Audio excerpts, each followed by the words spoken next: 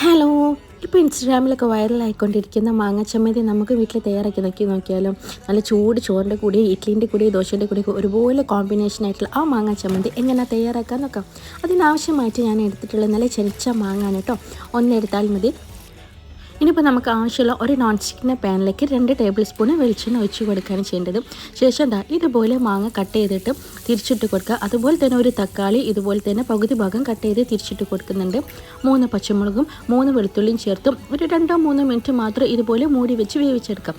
ശേഷം ഒന്നും കൂടി തിരിച്ചിട്ട് ഇതുപോലെ തന്നെ 2 മിനിറ്റ് ഒന്ന് വാട്ടിയെടുത്തതിന് ശേഷം നമുക്ക് ഇതിൽ നിന്ന് എടുക്കാം. ഇനിയിപ്പോൾ നമുക്ക് മിക്സിയുടെ ജാറിലേക്ക് ഈ മാങ്ങേൻ്റെ പൾപ്പ് മാത്രം ഒന്ന് ചേർത്ത് കൊടുക്കുന്നുണ്ട്. സ്കിൻ ആവശ്യമില്ല, പൾപ്പ് മാത്രം ഒന്ന് ചേർത്ത് കൊടുക്കാം. ഇപ്പോൾ ഞാൻ മൊത്തത്തിൽ മാങ്ങേൻ്റെ പൾപ്പൊക്കെ ഒന്ന് ചേർത്ത് കൊടുക്കുന്നുണ്ട്. ശേഷം നമ്മൾ വാട്ടി വെച്ച തക്കാളി, പച്ചമുളക്, വെളുത്തുള്ളി, അതുകൂടാണ്ട് ഒരു 3-4 അല്ലി ചെറിയുള്ളിയും കൂടി ഇതിലേക്ക് ചേർത്ത് കൊടുക്കണം കേട്ടോ. ഇതാ ഞാൻ 3-4 അല്ലി ചെറിയുള്ളിയും കൂടി ചേർത്ത് കൊടുക്കുന്നുണ്ട്. ശേഷം ബാക്കിയുള്ള മാങ്ങേൻ്റെ ഈ പൾപ്പ് കൂടി മൊത്തത്തിൽ ഇതിലേക്ക് ചേർത്ത് കൊടുക്കാം. ഇനിയിപ്പോൾ അതിലേക്ക് 2 കൈപ്പിടി തേങ്ങ ചേർത്ത് കൊടുക്കുക. പാകത്തിനുള്ള ഉപ്പും കൂടി ചേർത്ത് കൊടുക്കുന്നുണ്ട്. ഒരു 1/4 ടീസ്പൂൺ ഉപ്പും കൂടി ചേർത്ത് ഒരു നുള്ള മാത്രം മുളക് പൊടി ചേർത്ത് കൊടുക്കുന്നുണ്ട്.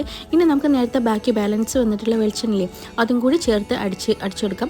നിങ്ങൾക്ക് വേണമെങ്കിൽ മിക്സിയുടെ ജാറിൽ അടിക്കാം. അതല്ലാന്നുണ്ടെങ്കിൽ നമുക്ക് ചോപ്പറിലും ജസ്റ്റ് ഒന്ന് ചോപ്പ് ചെയ്തെടുത്താലും മതി കേട്ടോ. നല്ല അടിപൊളി ടേസ്റ്റുള്ള മാങ്ങാ ചമ്മന്തി കേട്ടോ.